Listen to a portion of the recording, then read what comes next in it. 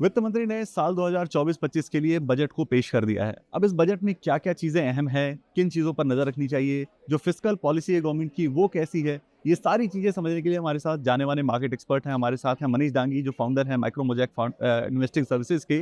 Sir बहुत स्वागत है आपका एनडीटीवी प्रॉफिट हिंदी पर। पहली चीज जो बजट है आपको कैसी लगी? इसमें आपके जो टेक अवेज हैं वो क्या क्या है? आप कैसे देख रहे हैं इस बजट को? तो एकदम ऊपर से देखेंगे तो ये बजट जो है वो एक मेन स्ट्रीट के लिए बजट है, दलाल स्ट्रीट के लिए नहीं है।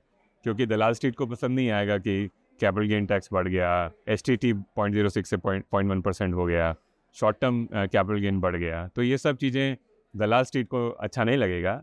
लेकिन मेन स्ट्रीट जिसको हिंदुस्तान जॉब मार्केट से रिलेटेड है या एसएमई एमएसएमई से रिलेटेड बहुत सारे अनाउंसमेंट है, स्किल से लेकर के जो अनाउंसमेंट है, जनरल केपेक्स जो आंध्रा और बिहार से रिलेटेड जो अनाउंसमेंट है, तो ये सारी चीज़ें जो है वो मेन स्ट्रीम के दृष्टिकोण से काफ़ी अच्छी हैं।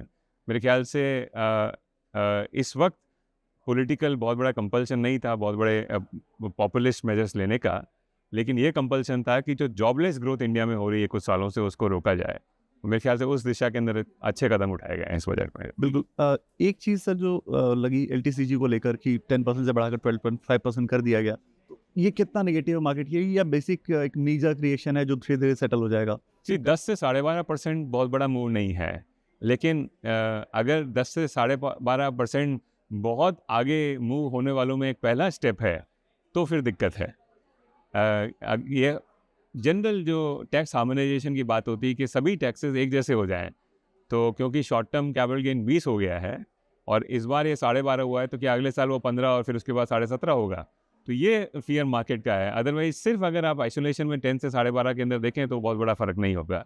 बाईबैक के अंदर भी जो मैंने बताया इन 3 चीज़ों के अलावा बाईबैक पे भी अब टैक्स है ना कैपिटल गेन जैसा लगेगा, तो वो भी थोड़ा-सा डैम्पनर है इक्विटी मार्केट के पॉइंट ऑफ व्यू से।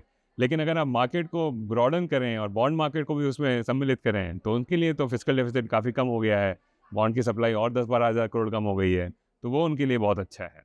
बिल्कुल। फिस्कल डेफिसिट का टारगेट गवर्नमेंट ने घटा दिया है। पहले उन्होंने 5.6 से घटाकर 5.1 किया और फिर अब उन्होंने 4.9 कर दिया है। करेक्ट। इसको आप इकोनॉमी के लिहाज से क्योंकि आप इकोनॉमी पे भी काफ़ी रिसर्च पेपर्स निकालते हैं और देखते रहते हैं इन चीज़ों को। इकोनॉमी के लिहाज से आप इसको कैसे देखते हैं? कितना पॉजिटिव होगा ये लॉन्ग टर्म में?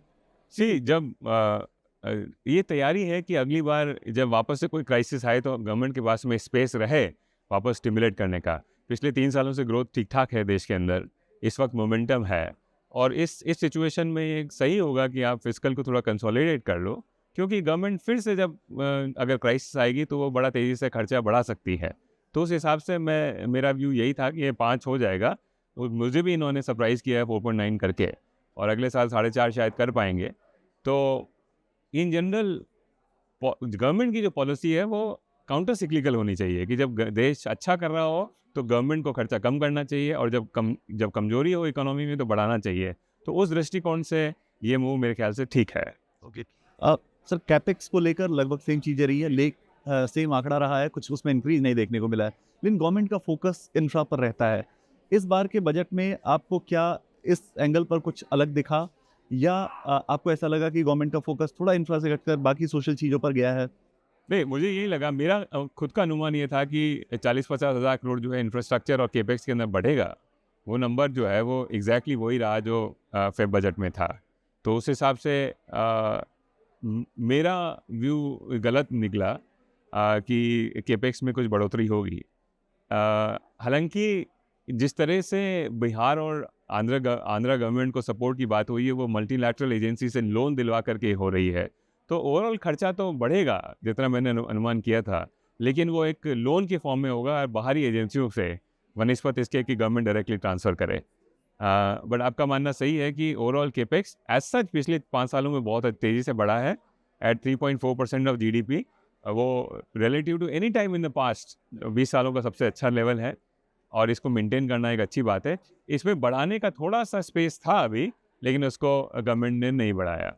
ये भी बात ज़रूरी है जानना कि सिर्फ 8 ही महीना बचा है और इस स्थिति के अंदर अब बहुत बड़ा खर्चा अनाउंस करना और उसको करना बड़ा मुश्किल हो सकता था। बिल्कुल।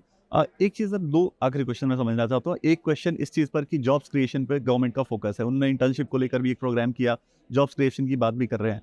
इसका क्योंकि जॉब्स जब क्रिएट होती है तो इकोनॉमी पे पॉजिटिव इम्पैक्ट पड़ता है। तो क्या इसको आप कैसे देखते हैं, इस मूव को कैसे देखते हैं?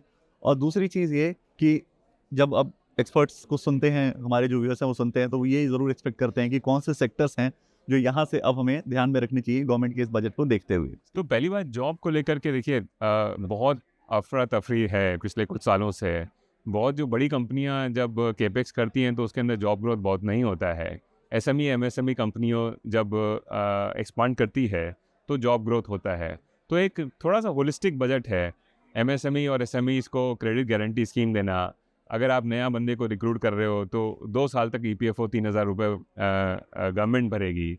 एक नए बंदे को रिक्रूट करने में पहला 15,000 रुपये का पगार जो है वो गवर्नमेंट देगी। तो ये सब चीज़ें जो है वो इवेंचुअली प्रमोट करेगी इस बात को कि कंपनियां जो है वो नए लोगों को, नए लड़कों को हायर करे और उसको ये instead of mechanisation, instead of कि नहीं किसी भी तरीके से जॉबलेस ग्रोथ हो, मेरे ख्याल से ये एक प्रमोट करेगी। ये बहुत सारी दूसरी चीज़ों के साथ में ये एक इंक्रीमेंटल एक कदम होगा।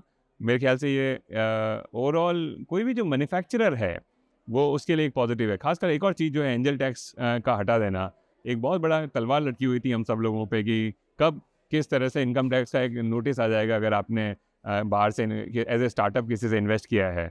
तो वो भी एक बहुत बड़ा कदम है। सो मेरे ख्याल से छोटी छोटी इंक्रीमेंटल चीज़ें जो हो रही हैं, अब बिग बैंग रिफॉर्म का ज़माना अब नहीं है। जो इंक्रीमेंटल चीज़ें हैं उसी से देश का विकास जो है वो गति पकड़ के रखेगा। बिल्कुल। लास्ट चीज़ सेक्टर्स की बात करें थोड़ा-सा, क्योंकि व्यूअर्स को ये ज़रूर जानना होगा कि अब यहाँ से किन सेक्टर्स पे फोकस करना चाहिए? तो 2-3 चीज़ें हैं। एक तो क्या है कि मेरे को लगता है कि अगर आप इंडिया कंजम्पशन फोकस्ड हैं तो आपको रूरल पे फोकस करना चाहिए वर्सेस अर्बन।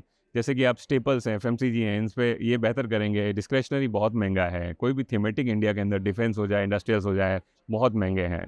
अगर आप सिक्लिकल्स में देखना चाहेंगे तो आपको ग्लोबल सिक्लिकल्स खरीदने चाहिए, जैसे आईटी है, क्योंकि पूरी दुनिया के अंदर जो स्लो डाउन है, खास करके चाइना, ईस्ट एशिया और यूरोप में, वो ऑलरेडी बहुत हो चुका है। तो वहाँ से चीज़ें बेहतर हो सकती है। इंडियन सिक्लिकल जो है वो बहुत महंगे हैं, क्योंकि इंडिया में ग्रोथ काफ़ी स्ट्रॉन्ग रही है, इसकी वजह से मार्केट बहुत ऊपर है। तो इसलिए आपको लोकल सिक्लिकल की जगह ग्लोबल सिक्लिकल रखना चाहिए। मेरे ख्याल से इस तरह से आपको देखना चाहिए कि देश में वो चीज़ें जो पहले अच्छा करती थी ये कुछ सालों से, जैसे बैंक हैं, प्राइवेट बैंक्स हैं, हालांकि फ़िलहाल तलवार लटकी हुई है, निम्स कमज़ोर हो रहे हैं, डिपॉजिट ग्रोथ के अंदर टेंशन है, लेकिन फिर भी वैल्यूएशन ठीक-ठाक है। और तो इन सब जगहों में बैंक एक अच्छी जगह है हाइड करने के लिए। तो आप अगर फाइनेंशियल्स में हो तो आप फाइनेंसियर्स को ज़्यादा फोकस करें वर्सेस वेल्थ है, एएमसीज़ हैं, इंश्योरेंस कंपनीज़ हैं उनकी बजाय। बिल्कुल। बहुत शुक्रिया सर, आज आपने बिज़ी शेड्यूल से समय निकाला और हमारे दर्शकों को ये सारी चीज़ें बताई। Thank you, thank you.